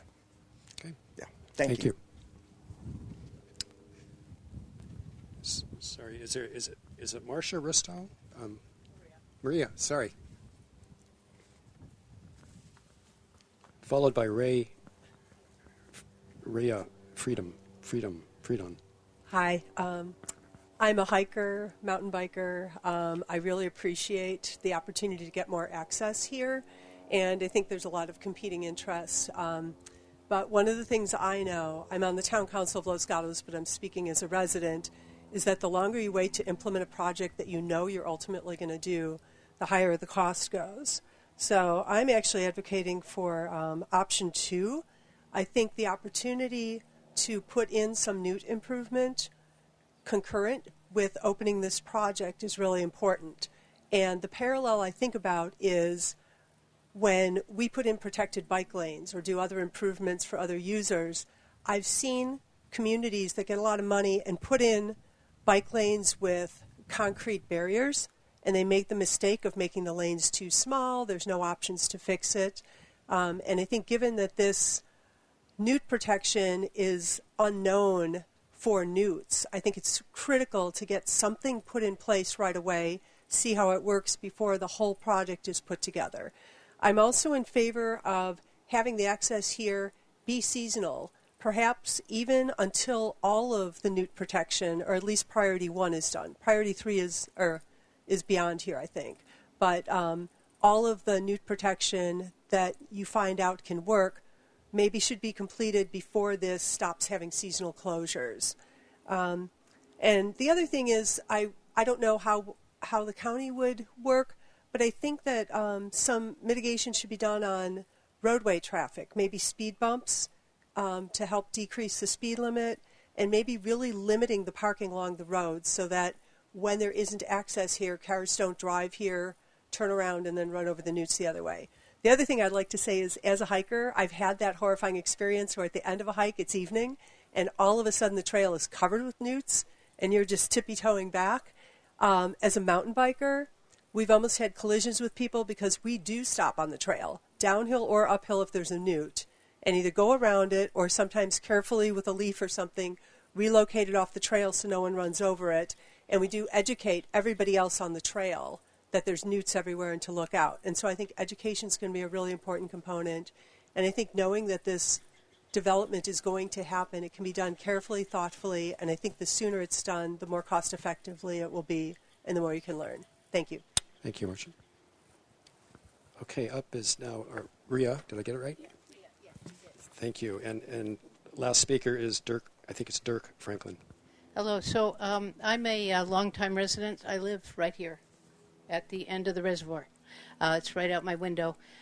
So I have been obviously around here a lot and hiking a lot. And what I'm concerned about is a couple of things. I think that actually building the parking lot and doing improvements to the road, we have to be considerate about the newts because, you know, you bring in heavy equipment and stuff like that, you're going to squish them. That's my concern, is who's going to be looking out for actually as it is being built. I'm thinking phase 1 makes the most sense because I'm hearing a lot of people want the trails, but I also know that people will bandito into here all the time from the roads. They park right along the roads. You put no parking, they park right on it. And if you're going to close it seasonally, I don't know how you're going to monitor and keep people out because people will ignore. You said they would have to climb over the fences. Oh, they will. And they'll find ways. What they do is sometimes go around, you know, the back ways and things. So trying to keep people out would be difficult seasonally, but I am definitely for closing it during the times when newts are active, which is, we very well know, it's been documented when they're active. Just close it all during that time. Put a ranger there to make sure people respect that. And that's what I have to say. Thank you. Dirk? Thank you. I have no other speaker cards, so if anybody wants to speak, now's your chance to turn one in. Thank you very much. My name is Dirk Franklin. I'm a local resident, and I'm a hiker, biker. I'm in this area all the time doing a Lex Loop or St. Joe's or Priest Rock. And as noted, it's a lot of steep trails here, 20%. We call it the wall, going up Priest Rock. It's very challenging. These new trails will be very nice. I'm very excited about the opportunity that this is coming towards us. What do I support? I would say option 2. I think it's critical to do a pilot project for the newts. I'm also a big fan of Miller Point parking. I would never come over here and park. I'd ride from my house downtown. But I think that's a great option. Saves a lot of money. You could shovel some money over to county parks. You know, $20,000 a year is more than they make in their parking lot in a decade. anyhow, there's another program up in Marin where the Newt Patrol is actually ushering newts across the road. We might have to do something like that in the meantime, because they're dying. I get it, but anything government does is going to take more than 6 months or a year. So the pilot project, and maybe there's hire more volunteers to make that happen. So, thank you very much. Thanks. And this just in, Jessica Singh. Jessica?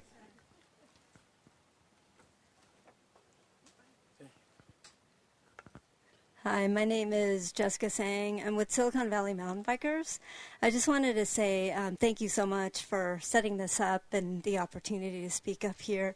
I'm in support of option 1. As a mountain biker, I think it's really important to have new trails, and so the thought of having new trails and the possibility is just absolutely amazing and awesome. I have a 13-year-old son who's a mountain biker also, but he prefers to be on his computer. So I think it's really important to have just new trails, connecting other trail networks out here to get the kids out here. So I'm really excited about that opportunity and really in support of option 1. Thank you so much. Thank you. Okay, guess what? We have another speaker, Jennifer Koga. Jennifer? Thank you. I'm not a public speaker. That's why I didn't put my name in, but I feel like I should say something. So obviously, as being part of the Newt Patrol, I'm in favor of option 3, but I realize that that may not be something that you all will recommend. So if you were to pursue option 2, I would say having a pilot study here doesn't make a lot of sense. As the first woman said, you're not going to get the proper data. The numbers are low now because the population is so terrible. You do actually have to have a pilot study where the population is most affected. Otherwise, it doesn't make sense. You can't make any sense of data when the data is going to be really small in this part that doesn't have as much death as up the road. So I think if you were going to pursue option 2, I would not sugarcoat it and do a pilot study here. I do think that I don't know if you can, but a pilot study where in zone 1 makes the most sense to me. And then thirdly, all of us volunteers who've walked by that parking lot know that there's one car parked there every day. There's if Santa Clara County really wants to make money, they should let you use their parking lot because they could make money that way. I would propose that. So anyways, that's what I have to say. Not bad for not being a public speaker. Thank you. All right. Going once. Oh, we have another one. All right.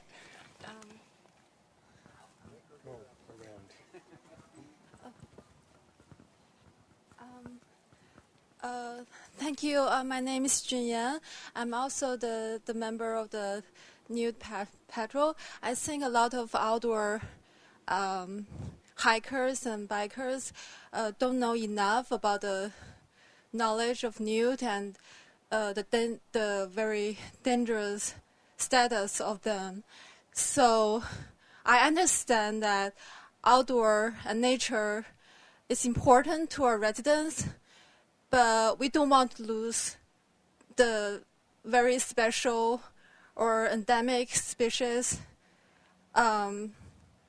We only have this chance.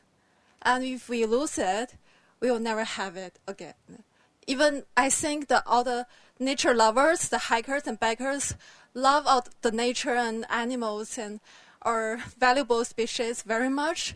So I think before we really take the measure to protect them, we should defer the project. I support option 3. Okay, thank you. All right. That is it for public comment, so I'm going to go ahead and close public comment. Before we turn it back to the committee for deliberation, questions and deliberations, I'm going to turn to staff. And given what you just heard, are there any things that you wanted to address? Okay to say no, but I always like to give staff the opportunity. Mark? Sure. Thank you for the opportunity. Yeah, just because a lot of the comments, which are all greatly appreciated, many of them focused on the idea of still pursuing a pilot project, but pursuing that pilot project in the highest priority zone of the roadway, Zone 1. I will say that we have had preliminary conversation with the project team on the Alma Bridge Road project about that possibility. There would be some challenges associated with that. That is certainly something that we could explore if directed to do so.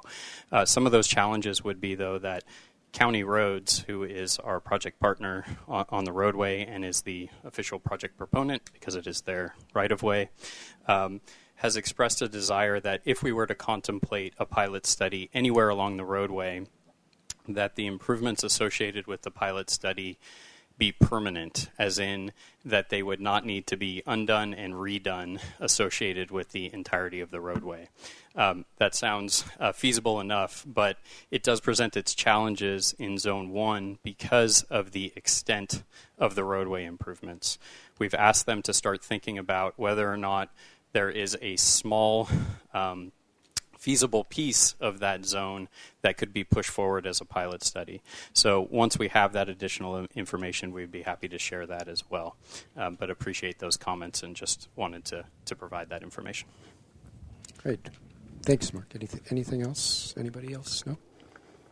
Okay. Thank you all. Those are really great comments. Thanks for coming out and bearing with us. Okay, let's bring it back to the committee for comments or questions. Okay, thank you. Well, like I said, great presentation, and I really appreciate the range of both bikers, hikers, as well as the Newt Patrol coming out to speak to us today. So I'll just share my my thoughts, and of course I want to get your feedback.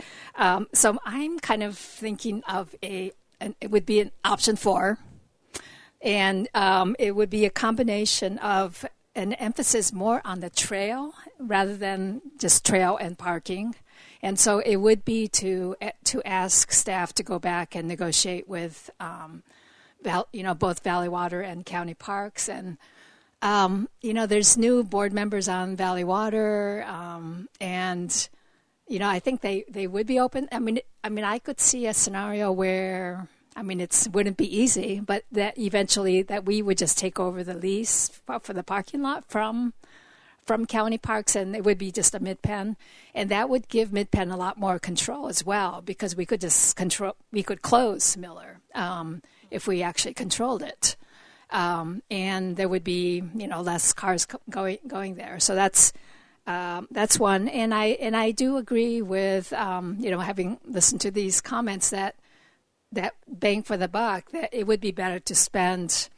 So if we're going to save, $3 million, we would not spend it on parking, but maybe take over Miller as a goal, then maybe we could have $1 million or some dollars spent on some section of Zone 1, priority area Zone 1. So that's my preference. I just want to follow up on that interesting idea. However, are you suggesting that we just do Miller and forget the parking here? Period.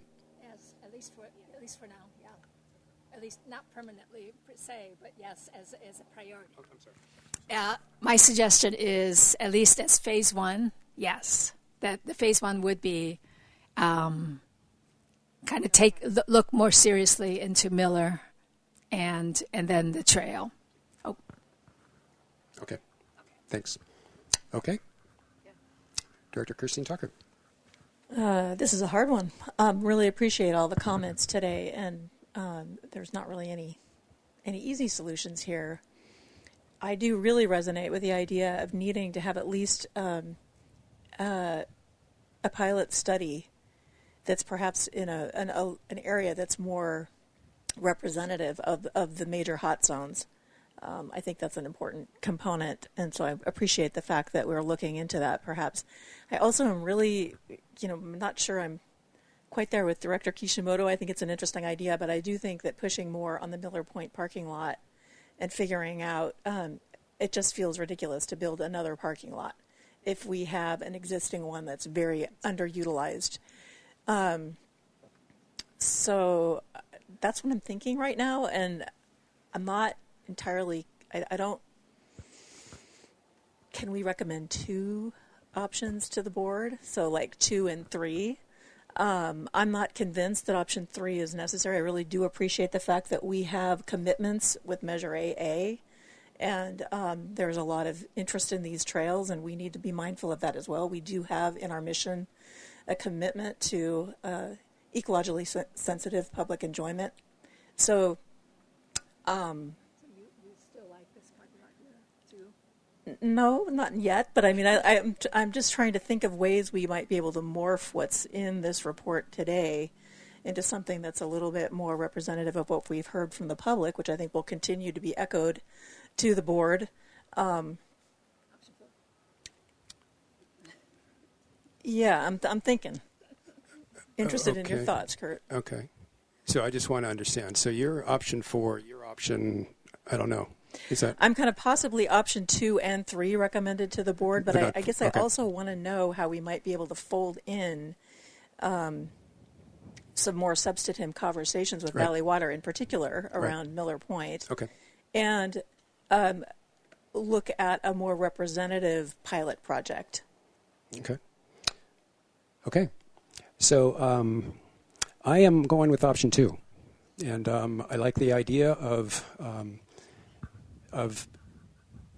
I guess two things. First is providing the opportunity to let's get going on some newt crossing action.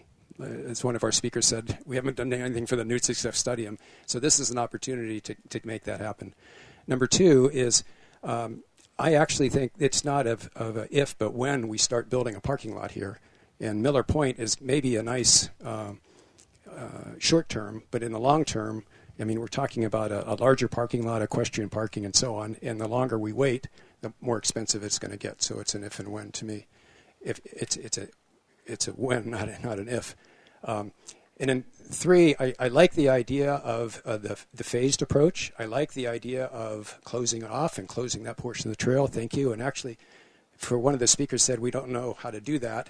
Actually, we do know how to do that, and we've had success at other trail closures. So I'm pretty confident that we would be able to do that. The other thing that I like about 2 is, as you heard, I mean, we kind of had a balance today, right? We had people, let's open it up, and they had some people say, let's wait for 10 years or whatever. And I understand both of those. But I think there's an opportunity, especially the people in the vests in the back, that if you start bringing people here in a controlled way, you start educating them. I don't think anybody is going to come and use this parking lot and want to kill newts. I think people are going to want to come here and be able to use the trail. And if this is an opportunity to actually be able to educate them, then they can educate other folks. Is to say, hey, November to February or November to whatever, you just stay out of this area and go someplace else. But I think there's an opportunity, especially with great volunteers like we have back there, that we should turn you loose on educating other folks about what it is that we need to do here, so that we can have both trail use as well as newt safety, if you will, and honor the newts. So that would be my recommendation. Now, with that, Anna, I'm not sure you've got a very clear direction, and so we got some work to do, right? Do you want to make any comments? So I'll just make a few comments regarding, just from what I heard, regarding Miller Point, just so that the board understands, or the committee understands, the county is looking at any and every opportunity to make revenues. They are short, and I assume that the shortfall is going to be multiple years. And so if there is an opportunity to partner in the use of Miller Point, even if in the short term, there will need to be a monetary contribution given by MidPen. Yeah. Either that or it's a fee-based use, because again, they are looking at every opportunity to raise revenues. That's something just for you to be aware of. Regarding the pilot program, I think there are strong merits to having a pilot program, because I think there's still a lot that we need to learn about infrastructure that really is effective for newts in particular. And so whether it's here or it's up the road, we could take a look at that. If it is up the road, I just want to set the expectations. It would have to be a subset of that priority section, because that priority section currently, I think it's in current dollars, is like 15 million, 17 million. So it's still an incredible price tag. We can only afford, if this is Midpen doing the work, a small sliver. But we could take a look at that and see if that's a possibility, and one that, again, where we place any infrastructure that would not have to be redone once the rest of the road is done. So we'll have to take a look at that carefully. Regarding moving forward, a recommendation to the board, ideally it's always very strong to have some type of consensus from the committee. I know that you're still thinking about it right now. If we cannot have consensus, we could move forward a couple of different options for the full board to consider as a full body. Would that give you an opportunity, Anna, and staff, to kind of flesh out some of these questions that we still have, kind of floating around? Like, could we buy the Miller Point parking lot from the county? Well, we can't purchase it because we don't. Take over the easement. We can look at those a little bit more deeply. I know that they are very cautious right now in providing any commitment, because again, they are looking at every single revenue opportunity that they have available. So if they see this as a revenue source, I think they're going to be hard pressed to let that go. Okay. But we can. I mean, we can have the conversation, or we can look at options or offers that supplement, as a revenue source, but that Midpen provides, so that we can have some type of control over it. But we'll have to have those conversations. And you could also have time then to eke out or think about a smaller subset of that Zone 1 that might be used for pilot, and what the price tag for that would be. Yeah, we can take a look at that further. Yeah. Okay. Thank you. So let me float an approach. Did you want to say something? I was just gonna. I forget how many spaces in Miller Park. Miller. It's about 30. Is it only 30? Do you remember? Yeah. Okay. Okay. Yeah. I forget. Yeah. Right. Yeah. I see. Yeah. Well, I was just going to suggest that potentially. I mean, we could have this come back to PNR with more information. Yeah. Okay. Or let's try not to do that. Let's see what we can do here. So I didn't hear anybody say option 1. Is that safe? Option 2 or 3 is or option 4. I'm sorry. I'm of the committee. When you're on the board, you can. So if anything, we're probably 2, 3, or 4, some version of that, right? I think what I would like to float, and I'll make a motion of this, is to go with option 2, but with 2, maybe 3 things. One is to come back with the pilot area study. And I understand 2A, which, by the way, 2A was the second or third most, okay, is to, what would be the option to do something in Area 1, which I think is, because I have a feeling what you're going to come back with is another 0 or 2 behind what that would cost. But I think it would be good to address that.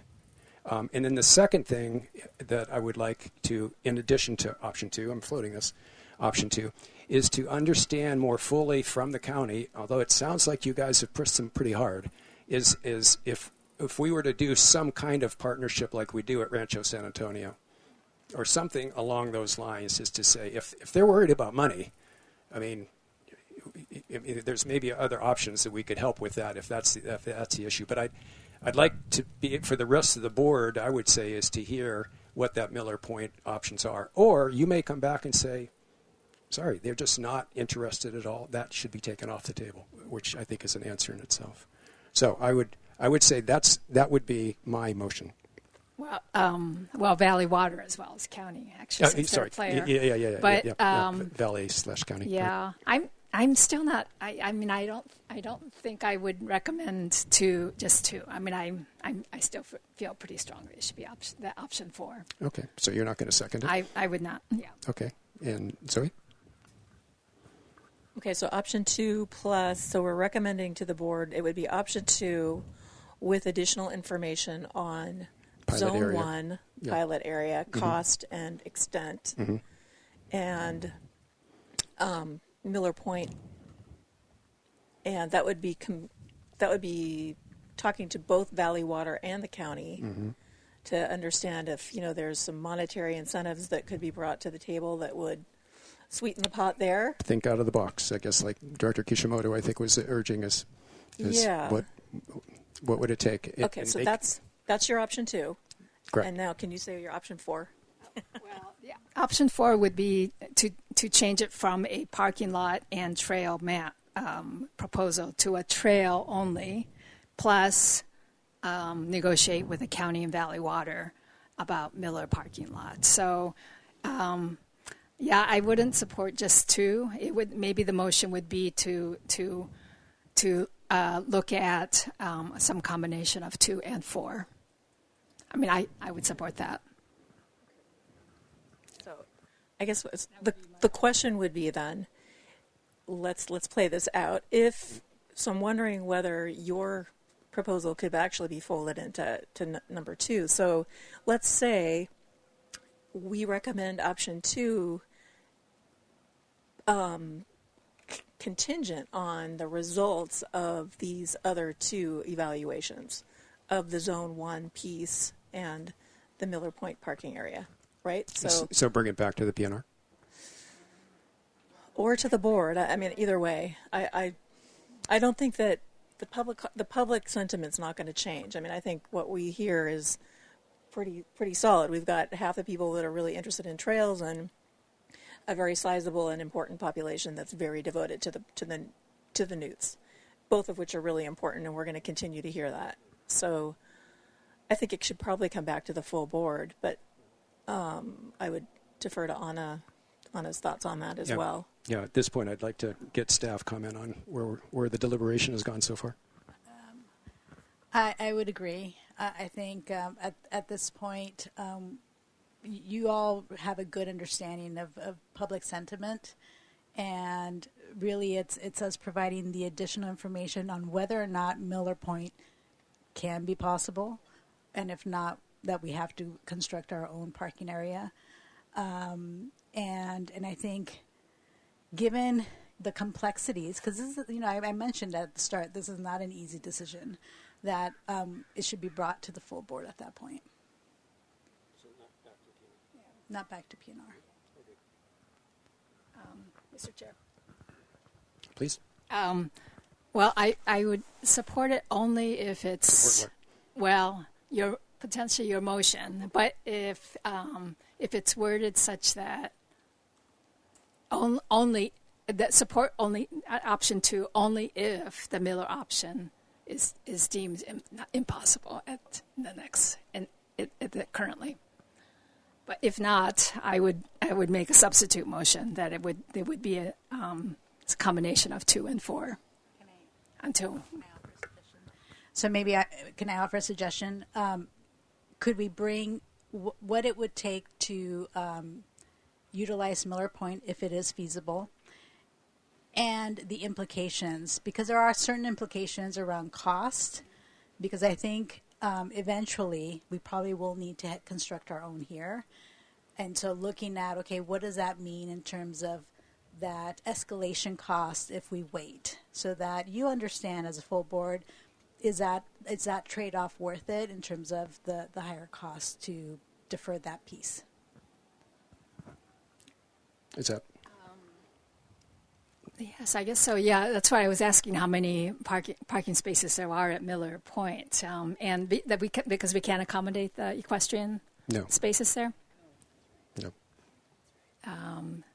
But yeah, so you mean it might be just equestrian only spaces up here, or it'll depend on how much it's used. I guess the Miller lot spot, because we've seen how easy it is to scramble up here from Miller, right? It's very. By the way, I mean, we have instances, or there are instances, where there's two adjacent parking lots from two different jurisdictions. I think up on Hicks Road, we have one parking lot on one side of the road. County Parks has a parking lot on the other side of the road. Theirs is for equestrian and others, whereas ours is just for hikers and so on. So having two parking lots next to each other, they can work together. So that's not a sin. So what are you suggesting for a motion? So I'm going to say let's go with option 2, but with the advice or further information back from staff about the pilot area and specifically area 1 of what could that look like rather than 2A. So one of the other, because I really believe in the value of the pilot. So I think it's a question of help guide us between number 1 or 2A. And then 2 is help us understand what options there could be for the Miller Point parking lot. Either as a short-term only fix and focus on trails, or as a longer-term, we could have parking there, but we have equestrian parking and our trailhead, which we do here, which would more of a formal, which again I think is going to be, it's a when we do it rather than if we do it. We will have some kind of a trailhead here with parking. It's just a question of when we do that. At least that's my thought. Well, I would still prefer to bring options 2 and 4 to the board as the two options we bring to the board for consideration. And I can make that a substitute motion if you want. Yeah, I don't think I'm quite there with foreclosing the opportunity of building a second parking lot here if we have to. 2 and 4 would be brought to the board. Wait. No, wait. So I guess I'm not understanding. So, Yorko, I understand that part.